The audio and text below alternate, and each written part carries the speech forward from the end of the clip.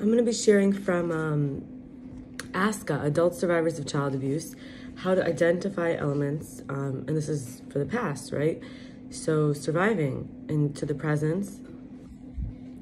And so adult survivors have a difficult time initiating, maintaining, this is just information. Adult survivors have a difficult time in initiating, maintaining, and enjoying relationships of any kind. So clearly there's a trauma in relating.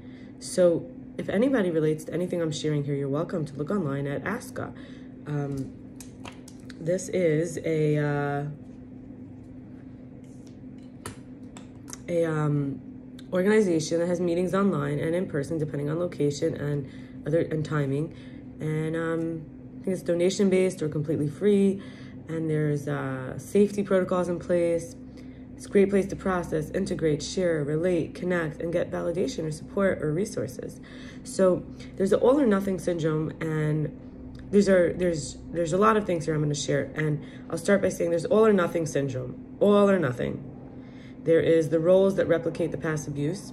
There's a lack of practice and trust, assertiveness, good communication skills, intimacy, ability to give and receive affection, self-awareness, self-confidence, and acceptance of one's own feelings, empathy and needs, and empathy for others.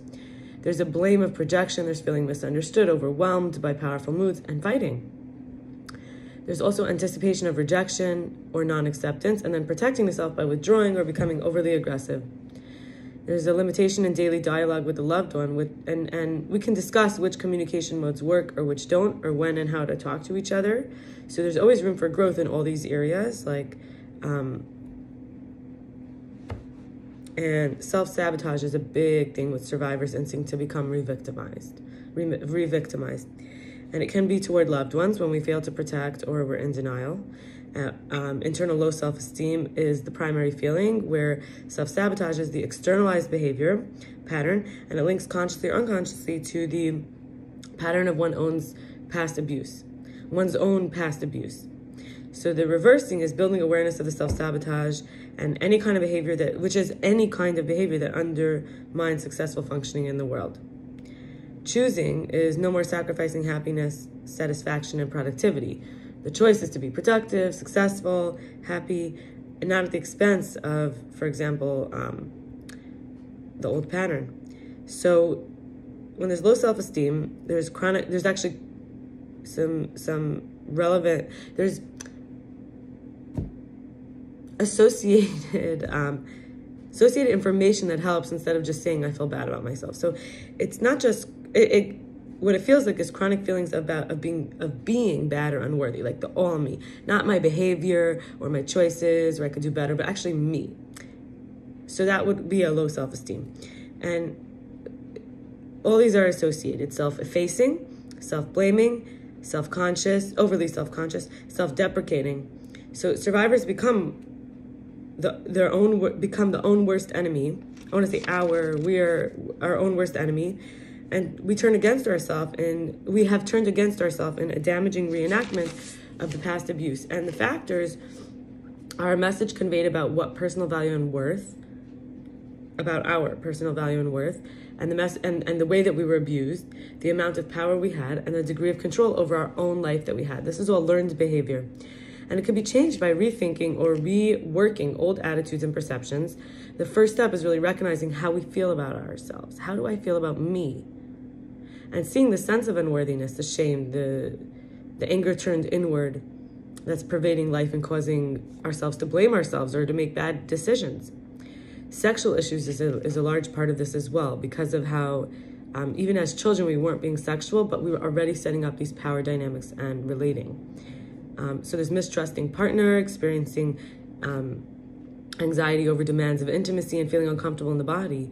Some avoid sex entirely or engage in the opposite, like compulsive sexual activity. Adult sexual activity and identification is colored by our past associations, memories, conflicts, and for a survivor of child abuse, this can impair healthy sexual identity and lifestyle. Consenting to sex even when we don't feel like it, or when we don't feel like being intimate, and then we experience the encounter almost as like another episode of abuse, and we can mix up violent, aggressive urges with sexual urges. A start would be to confide in our trusted friend or a lover about sexual feelings, reactions, and associations for support and understanding. And if there's specific flashbacks or symptoms, we may actually want to avoid sexual contact till we can resolve these feelings. Another big, something else big here is rejecting. It's an adult refusal to acknowledge, we went through an adult refusal to acknowledge the child's worth and the legitimacy of the child's needs. Children experience rejection and abandonment, and that becomes the inner, right? Our own needs, how we react to them. So children experience rejection and abandonment when parents act in ways that minimize the child's importance and value. And in infancy, this can include not returning the baby's smiles or misinterpreting crying as manipulation. In later years, it's refusing to hug the child, placing the child away from the family. That's simple. Not returning the smiles, assuming the child is manipulating you when they cry. Wow. And then later on, not hugging them, placing the child away from the family, scapegoating the child for family problems, subjecting the child to verbal humiliation and excessive criticism. The child thinks, if my parents don't think I matter, I must not be very worthwhile, and therefore maybe they'll abandon me. So there's another few patterns. So terrorizing. There's a verbally assaulting, bullying, frightening the child, creating a climate of fear the child generalizes to the whole world. The parents really do represent humanity in early life. So this can involve threats of extreme punishment, dire outcome, one clearly beyond the child's ability to respond or protect herself, resulting in profound fear and left to psychological imaginings. Psyches used in the imagination used against the child. In infancy, it can include deliberately violating tolerance for changes or intense stimuli by teasing or engaging in unpredictable behavior. In slightly older child, it could be verbal intimidation, like forcing the child to make unreasonable decisions, like choosing between the competing parents. And these are just very small examples. Everybody's experience is valid. I relate to so many of these, and yet I had slightly different ones also. Constantly raging at the child or threats to expose the child, humiliate the child in public. And in religion, it can be like the fear of God is the threats of the punishment. I relate to Judaism by my father and some little bit my mother being used against me. She was married to him, but mostly him. And I'm not saying this to talk bad about him. It's a pattern. Again, in all of this here, we're learning about how our patterns are being healed. Ignoring a child is the next pattern. Depriving the child of essential stimulation and responsiveness, stifling emotional growth and intellectual development. Parents excessively preoccupying with their own issues and emotionally unavailable. And this can be passive or neglectful abuse versus rejecting and terrorizing, which are very active. And it includes not responding to the child's talk, not recognizing the child's developing abilities, leaving the child without adequate adult supervision, not protecting the child from physical or emotional assault from siblings or friends. It's not showing interest in the child's school progress or focusing on other relationships to the point that the child feels displaced. Isolating pattern is the adult cuts the child off from normal social experiencing, preventing the formation of friendships and reinforcing the child's belief that they're alone in the world. Emotional abuse impedes social development, which is presenting outsiders, like to the child, as objects of suspicion, and its efforts to put the child at odds with friends, reinforcing concerns about child about peer acceptance, like making the child be worried, thwarting the child's attempts to be industrious and self-sufficient, like sabotaging the child to isolate them. And really it makes them dependent, but the parent is not there to be dependable. So this prevents the child from seeing doctors, friends, family, and whether they actually see them or they don't. When they do see them, they don't trust. And preventing social overtures, rewarding the child for avoiding social situations, even covertly, prohibiting the child from having friends over or preventing dating or joining clubs. And last pattern is corrupting, encouraging the child to engage in antisocial behavior that reinforces deviant social attitudes by suggesting inappropriate ways of handling energy, whether it's aggression, sexuality, or substance abuse. And discouraging learning positive social attitudes and skills, can cause the parent can cause the child to evolve an identity that's putting self at odds with society and even forcing racist or exclusionary attitudes on children. Because of all this, most survivors actually feel stigmatized and experience people as dangerous, not to be trusted, and social gatherings bring anxiety.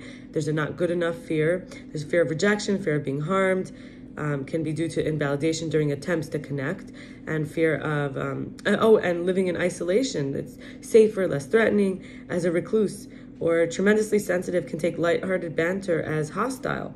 And there's the expectation of rejection, humiliation, criticism that prevents listening with interest and, they say telegraphing, but like there's sending with the thoughts, the image that there's a receptivity with the body language and the nonverbal cues. And to finish this, I'll say I really had to, this was, when I was first learning all this, it was so triggering in a good way, that, not in a good way, in a whole way that brought me so much closer to myself. And I wrote a letter to myself at that time. When I listened to inner child Shayna, the inner child that's still with me that I could access now because I'm not isolating her, corrupting her, terrorizing her, rejecting her, sexually hurting her, or making her self-esteem low, or sabotaging. So that's healing the patterns. So then my inner child starts to trust me, and she says, I hide behind the fat.